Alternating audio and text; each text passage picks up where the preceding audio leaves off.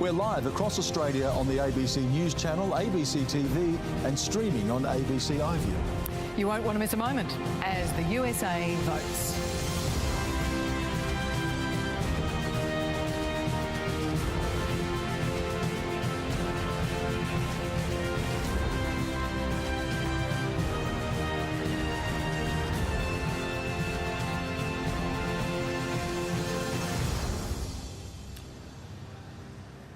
And welcome to the ABC's Election Centre. I'm Ellen Fanning.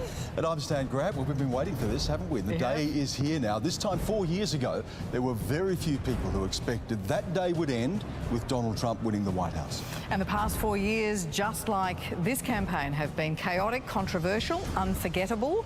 Today could be the same, much the same.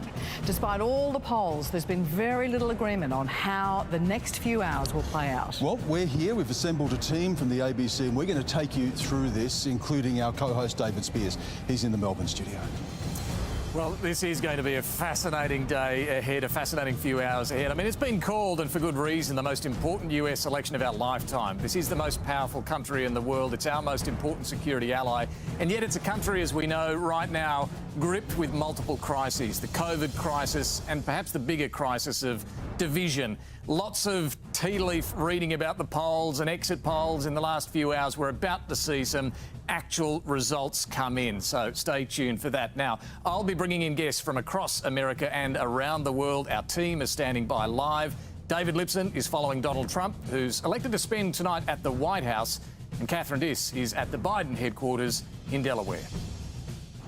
And it's election season for Anthony Green. Our election analyst is here with us to call the US election today. Anthony. Yes, and we've loaded up the touchscreen. This is the results from last time. Don't think it's a prediction. This is the results from last time.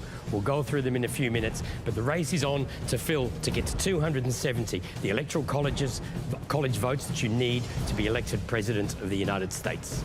I'm Casey Briggs, and we've plugged all the latest data from the Associated Press in America into this big wall. We'll bring you the latest results from all the battleground states and find out where this race is being won and lost. And we'll find out why it is that Americans are voting the way they have, whatever that happens to be. I'll bring you the most important issues through the eyes of American voters very soon.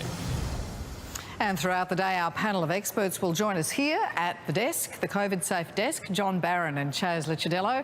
A long day ahead of them. They are two Planet America guests. They have an extravaganza, 2-hour-long extravaganza later tonight. I know. John, the polls have been static all year. Why are we so anxious? We're not. Let's go home.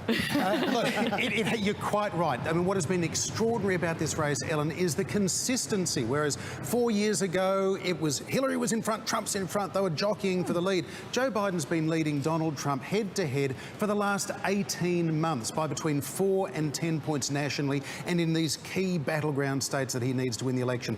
If Donald Trump somehow manages to win today, it will be the biggest upset we've seen since 2016.